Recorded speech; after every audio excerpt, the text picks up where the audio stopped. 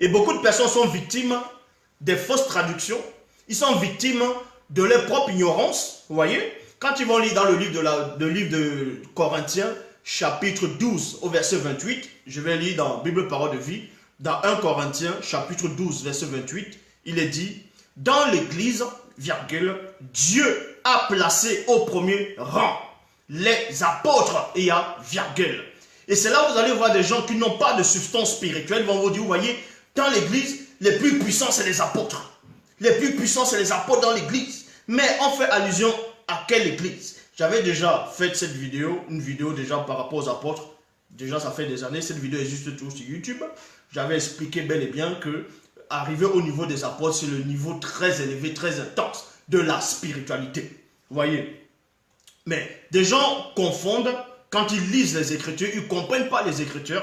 Ils vont vous dire ici que, parce que dans 1 Corinthiens chapitre 12, verset 28, il est dit que Dieu a placé premièrement dans l'église les apôtres et secondement les prophètes. C'est pour ça que cet état, ces mongols, ces assoiffés, ces menteurs, quand ils vont faire leur assemblée, ils vont faire leur église, les bâtiments, ils vont se dire non. 1 Corinthiens chapitre 12, verset 28 dit que ceux qui sont forts spirituellement, dont les plus grands, c'est d'abord les apôtres. Donc ils vont se donner le titre d'apôtre et ils vont choisir d'autres personnes qui vont dire toi tu es prophète, parce que selon les compréhensions, un apôtre est plus puissant qu'un prophète. Et aussi selon les compréhensions, un apôtre est plus puissant qu'un pasteur. Ils ne savent même pas c'est quoi la définition d'un pasteur. Un pasteur, c'est un berger. Et vous savez que le vrai Christ était un pasteur. Vous voyez aussi ça dans les Bibles classiques dans Jean 10. Donc il est le bon pasteur. Est-ce que parce qu'il était pasteur, donc les apôtres l'ont surpassé en tant que lui pasteur? Non. On va vous donner l'explication des Écritures. Donc je dis ici, dans 1 Corinthiens chapitre 12 au verset 28, dans la Bible Parole de Vie, il dit, dans l'église, virgule, mais quelle église on fait allusion? On fait allusion à quelle église? Est-ce l'église depuis la création du monde, c'est-à-dire le corps de l'homme, du premier homme dont vous appelez Adam, ou bien le corps, c'est-à-dire l'église qui est le Christ? C'est ça le point d'interrogation et c'est ce que les gens n'arrivent pas à concevoir. C'est ce que les gens n'arrivent pas à pénétrer.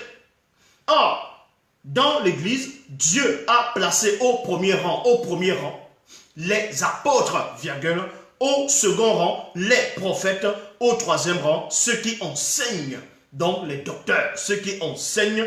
Ensuite, il y a ceux qui font des fonctions extraordinaires, puis ceux qui ont le don de guérir, ceux qui ont le don de guérir, il y a point ici, il y a ceux qui aident les autres et ceux qui dirigent. Enfin, virgule, il y a ceux qui ont le don de parler en langue inconnue. Langue ici, c'est avec S. Donc, on va un peu résumer ce passage dans 1 Corinthiens chapitre 12, verset 28. Pour ceux qui sont encore dans l'ignorance, pour ceux qui sont encore c'est-à-dire dans la pénombre spirituelle, qui sont liés dans les chaînes de l'alliance occulte, qui ne comprennent pas les Écritures, qui ne sont pas assis dans les Écritures. Dans 1 Corinthiens chapitre 12, verset 28, fait allusion à quelle église premièrement? À quel style d'apôtre qu'on va placer premièrement dans l'église? Un apôtre c'est quoi? Premièrement, un apôtre c'est un ministre. Un apôtre c'est un ministre. Vous voyez, c'est comme on va dire, il y a le président. Dans une république, on va dire, il y a un président. Le président maintenant va choisir ses collaborateurs les plus proches, c'est ce qu'on va nommer ministre. Et c'est ce qu'on va aussi appeler dans la spiritualité sous le nom d'apôtre. Est-ce que vous comprenez? Et maintenant, parmi les ministres, il y a le ministre de la communication. Écoutez attentivement. Il y a le ministre de la communication. Et le ministre de la... C'est-à-dire, il est d'abord ministre. Et ensuite, il y a le ministre, c'est-à-dire, il devient ministre de la communication.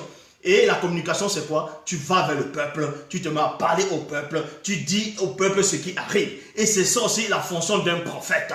Donc, on va vous expliquer que vous pouvez être un prophète et en même temps apôtre et en même temps pasteur et en même temps docteur. Donc, quand on dit ici dans 1 Corinthiens chapitre 12 verset 28 que Dieu a placé premièrement dans l'église les apôtres, mais il faut savoir quel apôtre on fait allusion. Est-ce les apôtres de ce que vous appelez Nouveau Testament? Est-ce les apôtres que ceux-là se donnent des titres maintenant en disant que les apôtres sont plus puissants que les prophètes? Non, ici, parce que dans le livre des Hébreux, il est dit dans Hébreux chapitre 3 au verset 1. Dans Nouvelle Bible second, il est dit, aussi frères saints qui avaient part à un appel céleste, considérez Christ, virgule, celui que nous connaissons, que nous reconnaissons publiquement comme apôtre et grand prêtre. Il y a point ici. Donc on nous apprend que le Christ lui-même était un apôtre. Voyez, le Christ lui-même était un apôtre. Donc il est logique qu'on dise que Dieu place premièrement dans l'église, c'est-à-dire au premier rang, un apôtre. Parce qu'on ne va pas d'abord mettre un pasteur en premier ou bien autre titre en premier. On met d'abord un apôtre parce que le Christ est le ministre. Voyez, on l'envoie en tant que ministre. Et il avait plusieurs fonctions, il avait plusieurs facettes. Quand il vient dans le visible, quand il se débrouille. Donc il a la fonction d'un serviteur. Il a la fonction d'un ministre, c'est-à-dire d'un apôtre. Il a la fonction d'un berger, donc un pasteur. Il a la fonction d'un docteur, c'est-à-dire en même temps enseignant. Il a la fonction aussi d'un prophète, c'est-à-dire un torpédamoudi. Et comment donc on peut expliquer dans 1 Corinthiens chapitre 12, verset 28, que Dieu place premièrement dans l'église les apôtres. C'est-à-dire, on vous montrait, c'était une représentation symbolique. C'est-à-dire, c'était l'ordre établi. On vous expliquait comment ça se passe de l'autre côté. Parce que le roi est là. Et le roi a ce qu'on appelle, vous voyez, comme un président, le président a ses ministres. Et le roi maintenant a ce qu'on appelle, on va dire, on peut dire c'est notable. Et les notables maintenant, ce sont des ministres. Ce sont des apôtres. Ils ont la fonction des apôtres. C'est ça, premièrement. C'est en cela quand on dit que Dieu établit d'abord dans l'église, premièrement les apôtres, mais il est logique. Mais quelle église? Ce n'est pas l'église sur la terre. Est-ce que vous comprenez? Ce n'est pas l'église de la terre, ce n'est pas l'église des bâtiments, ce n'est pas une église du corps, ce n'est pas la foi que vous avez, ce n'est pas dans le catholicisme, ce n'est pas dans le christianisme, ce n'est pas dans toute forme et sorte de religion ou de spiritualité. Ici, on explique l'ordre dans le grand ordre des choses, dans le spirituel. Comment ça se place, un gouvernement, une loyauté. Comment ça se produit. Donc, premièrement, on vous dit ici que dans l'église, dans 1 Corinthiens, je vais relire, dans 1 Corinthiens chapitre 12, verset 28, que dans l'église, Dieu, on prononce d'abord, on dit Dieu, bon là c'est selon les Bibles baptistes classiques, on dit Dieu a placé au premier rang. Mais c'est logique, puisque Dieu va maintenant représenter ici, dans les Bibles baptistes classiques, le roi. Vous voyez, Dieu va représenter la fonction du roi ici, là. Ici. Et maintenant, ces sujets qu'il va mettre d'abord, dans le premier rang, c'est ce qu'on appelle les apôtres. C'est en cela où on dit ici, au premier rang, il met d'abord les apôtres. Secondement, il met les prophètes. Donc un apôtre peut toujours avoir la fonction d'un prophète. Est-ce que vous comprenez? Parce que le Christ était apôtre, c'est écrit. Il était prophète, c'est aussi écrit. Il était berger, donc c'est-à-dire pasteur, c'est écrit. Il était docteur. Il était serviteur en même temps. Il était enseignant. Il avait plusieurs fonctions. En fonction de l'endroit où tu te trouves, c'est là où tu portes un titre. C'est là où tu prends c'est-à-dire une mission. Est-ce que vous comprenez? Donc, quand le Christ, selon les Bibles actuelles classiques, dans Jean 4, il va parler à la femme samaritaine, c'est-à-dire la femme de Ndongo. Il va revêtir la fonction d'un prophète, c'est-à-dire d'un torpédamoudi. C'est-à-dire, il devient le prophète. Quand il parle à cette femme-là, puisque la femme dit, je vois que tu es prophète. Donc, dans la conversation, il dévoile son identité à cette femme-là, en tant que prophète, parce qu'il va en mission. Il parle à cette femme-là, en tant que prophète, alors qu'il est d'abord apôtre. Maintenant, dans Jean 3, quand il parle à celui que vous appelez Nicodème, il parle à Nicodème comme un vrai docteur. Un docteur. Il parle à Nicodème comme un docteur, comme un enseignant puissant. Donc il prend une autre facette. Est-ce que vous comprenez? Et dans Jean 10, le même Christ dans les Bibles actuelles classiques prend maintenant une autre fonction. Il ne prend pas la fonction d'apôtre dans Jean 10. Il ne parle pas de lui dans Jean 10 en tant qu'apôtre ou en tant que prophète. Il parle de lui en tant que berger, en tant que pasteur. Le bon pasteur. Est-ce que vous comprenez?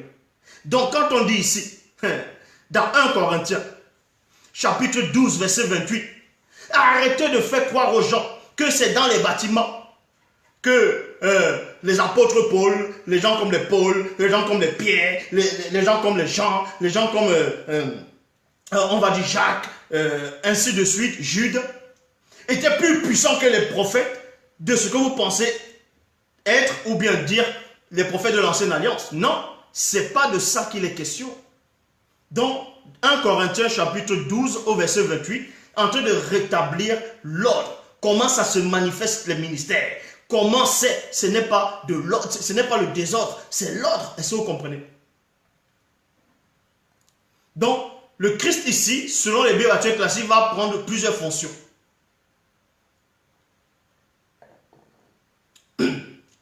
Il vient d'abord dans le visible. Quand il vient, certains vont le reconnaître comme le Fils, comme un Fils. D'autres vont le reconnaître comme le prophète. L'autre vont le reconnaître comme apôtre. L'autre vont le reconnaître comme le berger. L'autre vont le reconnaître comme le docteur. Puisqu'il avait en gros, le Christ, si vous voulez comprendre, on parle de lui ici, là. On parle de lui ici. C'est lui qui est le départ de la manifestation de tous ses ministères. Je répète. Le Christ ici, dans 1 Corinthiens chapitre 12, au verset 28, c'est-à-dire dans 1 Corinthiens chapitre 12, verset 28, fait allusion d'abord à Christ. C'est-à-dire il doit d'abord manifester toutes les fonctions qui sont là, comme on décrit. Voilà, je répète, 12 verset 1 Corinthiens chapitre 12, verset 28, Bible, parole de vie. Dans l'église, Dieu a placé au premier rang les apôtres. Christ était apôtre. C'est écrit dans Hébreux chapitre 3, verset 1. C'est écrit dans Hébreux chapitre 3, verset 1. Donc, au premier rang, les apôtres. Secondement, c'est-à-dire au deuxième rang, il est prophète.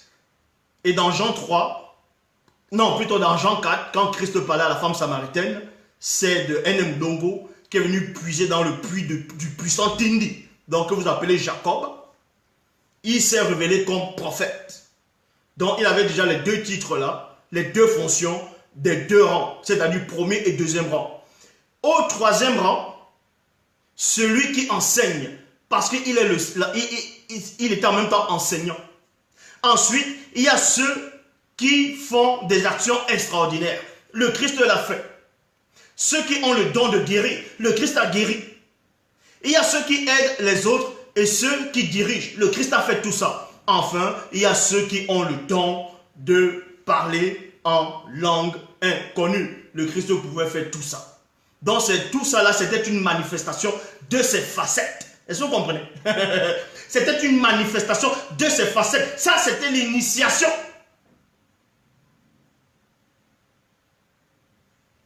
Et ensuite, dans Matthieu 11, 11, il est dit, Bible du semeur, vraiment, je vous l'assure, parmi tous les hommes qui sont nés d'une femme, il n'en a pas paru plus grand que Jean le Baptiste. Et pourtant, le plus petit dans le royaume des cieux est plus grand que lui. Ça veut dire quoi? Jean-Baptiste, celui qu'on appelle Jean-Baptiste, son vrai nom c'est Jongwane. Jean-Baptiste, dans le visible, il avait la fonction d'un quoi? Il avait la fonction d'un prophète. On le reconnaissait comme un prophète. Quoique, on a envoyé quelques lévites dans les Bibles classiques pour lui demander qui es-tu? Es-tu le prophète? Et non, es-tu un prophète? Mais es-tu le prophète? Parce qu'il y avait un prophète majeur qui devait se manifester dans le visible. Et Jean a répondu, le Baptiste, donc Jongwane, qui n'était pas ce prophète. Es-tu Élie? C'est-à-dire, ben, il dit non. Es-tu le Christ? Il dit non. Ça ne veut pas dire qu'il ne reconnaît pas que lui-même n'est pas prophète. Le Christ a bien dit que Jean était prophète et plus qu'un prophète. Ça veut dire quoi? Qu'il était prophète et plus qu'un prophète. Si, dans votre logique, 1 Corinthiens chapitre 12, verset 28 dit que dans l'église, c'est-à-dire dans l'église, les plus puissants, en premier rang, c'est les apôtres, et en deuxième, c'est les prophètes. Ça voudrait donc dire, selon votre logique, que les apôtres de Christ sont plus puissants que Jean le Baptiste? Ça, c'est pas possible. Ce n'est pas possible. Ce n'est pas possible. Est-ce que vous comprenez? Ce n'est pas possible. Quoique la fonction d'un apôtre, un apôtre est puissant, c'est-à-dire la fonction quand tu viens en tant qu'apôtre, tu es terriblement puissant. Donc, c'est un niveau très élevé dans un gouvernement. Est-ce que vous comprenez? Dans un gouvernement, quand tu es ministre, dis-moi qui va dépasser un ministre. Qui dépasse un ministre dans un gouvernement quand il est dans ses fonctions? Qui dépasse un ministre? À part le président ou le premier ministre. Donc vous comprenez que même parmi les apôtres, il y a plusieurs c'est-à-dire il y a plusieurs rangs, plusieurs niveaux, plusieurs degrés dans ce qu'on appelle apôtres, c'est-à-dire parmi les apôtres. Donc ici, comme je dis dans 1 Corinthiens, dans Hébreux chapitre 3, verset 1, aussi frères saints qui n'avaient pas à l'appel céleste, considérez Christ, celui que nous reconnaissons publiquement comme apôtre et grand prêtre. Vous voyez, un grand prêtre, c'est quoi?